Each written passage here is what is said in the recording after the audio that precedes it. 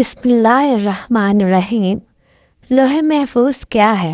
لوح عربی زبان کا لفظ ہے جس کا معنی ہے تختی۔ جیسا کہ آپ جانتے ہیں کہ پرانے زمانے میں جب کاغذ دستیاب نہیں تھا تو لوگ تختیاں لکھا کرتے تھے۔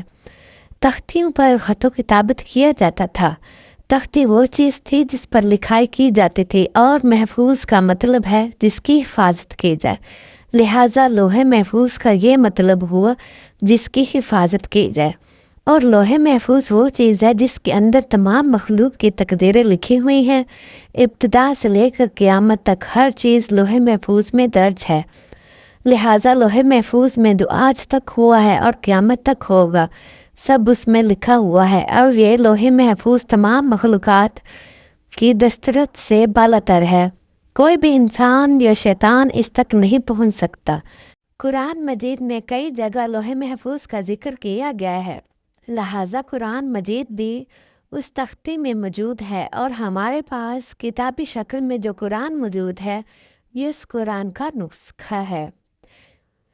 لوح محفوظ میں جو لکھا ہوا ہے یہ قرآن اسی لوح محفوظ سے نازل ہوا ہے، اور ہر چیز اس جہان میں واقع ہونے سے پہلے لوح محفوظ میں لکھی ہوئی ہے، اور مخلوق کا ہر چھوٹا بڑا عمل لوح محفوظ میں لکھا ہوا ہے۔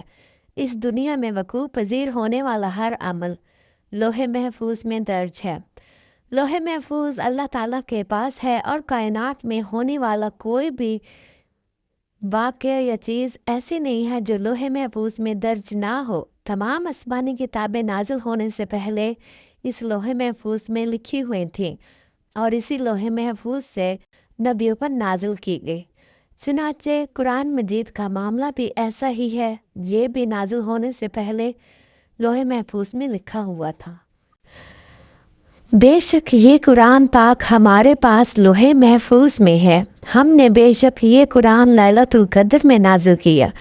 لوح محفوظ سے آسمان دنیا میں قرآن ایک ہی رات میں نازل کیا گیا، پھر آپ صلی اللہ علیہ وآلہ وسلم کے سینے میں 23 سال کے عرصے میں نازل ہوا۔ چنانچہ حضرت عباس رضی اللہ تعالیٰ عنہ فرماتے ہیں، قرآن مجید لوح محفوظ آسمان دنیا میں ایک ہی رات میں نازل کیا گیا، اور یہ ستاروں کی جگہ پر تھا۔ پھر اللہ تعالیٰ نے اسے تھوڑا تھوڑا کر کے اپنے رسول صلی اللہ علیہ وآلہ وسلم پر نازل کیا۔ لوح محفوظ سفید موتیوں سے بنی ہوئی ہے، اور اس کے صفحات سرخ یاقوت کے ہیں، اور اس کا قلم نور کا ہے، اور اس کی کتابت بھی نور کی ہے۔ اللہ تعالیٰ ہر روز 360 مرتبہ اس پر نظر فرماتے ہیں، چنانچہ کسی کو پیدا کرتے ہیں، کسی کو رزق دیتے ہیں، کسی کو زندگی دیتے ہیں تو کسی کو موت، کسی کو عزت سے نوازتے ہیں تو کسی کو ذلت کی بستی میں ڈال دیتے ہیں، چنانچہ اسی طرح جو چاہے وہ کرتے ہیں۔ ایک روایت میں ہے کہ لوح محفوظ کی لمبائی آسمان اور زمین کے برابر ہے، اور اس کی چوڑائی مشرق اور مغرب کے برابر ہے، اور یہ عرش کے دائیں جانب ہے اور عرش کے ساتھ بندھی ہوئی ہے۔